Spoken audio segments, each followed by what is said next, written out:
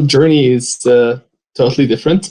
So, as I told you, I grew up in Mecca, Saudi Arabia. I am Saudi Arabian in citizenship. And my father is an Islamic mufti. And mufti is a person who's a jurist. Basically, if you look at the Catholic belief system and hierarchy, you have the Pope. In Islam, in the Sunni Islam, you have the Grand Mufti. And then you have the cardinals. So my father was a cardinal in Mecca. Mecca is the homeland of Islam.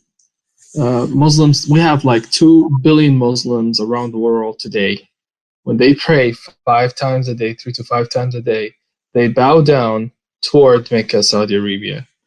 So I grew up in, such extreme religious, Islamic religious teaching. And by the age of 13, I memorized the entire Quran with no mistake.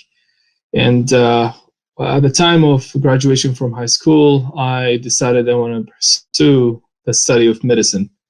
However, medicine in Saudi is taught in English. So growing up, they did not teach us English because English is the language of infidelity. So no English at all. So imagine me getting into school and, looking at the screen, and medicine is taught in English, and here I am facing a language that I don't understand. And coming from Eastern background, we carry a big load of shame and honor. So if I fail, I would shame my father and my family. And my father is well known; he goes on TV and stuff. So I decided to, go to New Zealand to study English, and I went there, and a few months in my stay there, I had a dream. And the cause of that dream was actually the Lord prompted a pastor in the Auckland Baptist Tabernacle of New Zealand to pray that the Lord will bring them someone from Saudi Arabia. He told me personally that he was praying that, Lord, you have sent us Muslims from Iran, Iraq, other nations, but no one from Saudi. Would you send someone from Saudi Arabia?